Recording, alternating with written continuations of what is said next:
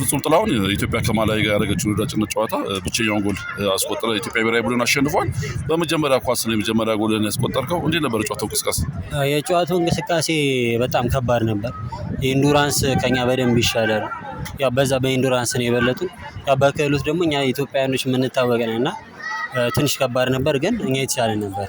አዎ በክህሎት ነው የምንታወቀው። በኢንዱራንስ እነሱ በልጠውናል። ያን በክህሎት የበለጥነው ነገር ማሳየት ትንሽ ውስንነት አላየህበት በእንቅስቃሴያችን? ያው ያን ውስንነት ያመጣው ምንድነው? የኢንዱራንስ ጉዳይ ነው። ታክቲክ ይኖራል፣ የራስ የሆነ ታለንት ይኖራል። ግን ኢንዱራንስ ደግሞ በደንብ ከሌላው ጋር ከማላዊ ጋር እንደዚህ ቻሌንጅ ካደረግ ከሌላው ጋር ደግሞ ትንሽ ከባድ ይመስለኛል። በእርግጥ ያው ከውድድር ነው የመጣ ነው። ረዥም ውድድር ተጫውተናል። ከዛ አንጻር ሊሆን ይችላል ብዬ አስባለሁ። በክለብ ጥሩ ጊዜ ያሳልፋል። ያ ነው ብሔራዊ ቡድን እንድትጠራ ያደረገህ። በብሔራዊ ቡድንም ዛሬ የተሻለ እንቅስቃሴ ያደርግሃል። ከረጅም ጊዜ መጠራትና የዛሬ እንቅስቃሴ እንታየዋል። እኔ የሁል ጊዜ ምኞቴ ነው። ያው የራሴ የግል ምኞት ቢኖርም እንደ ኳስ ተጫዋች ግን ለሀገር የሆነ ነገር መስራት ትልቅ ነገር ነው። ያንን ነገር ለማሳካት እየሞከርኩ ነው።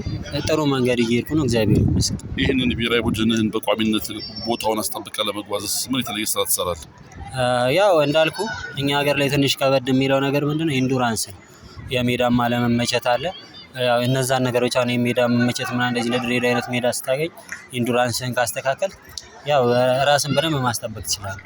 አመሰግናለሁ። አመሰግናለሁ።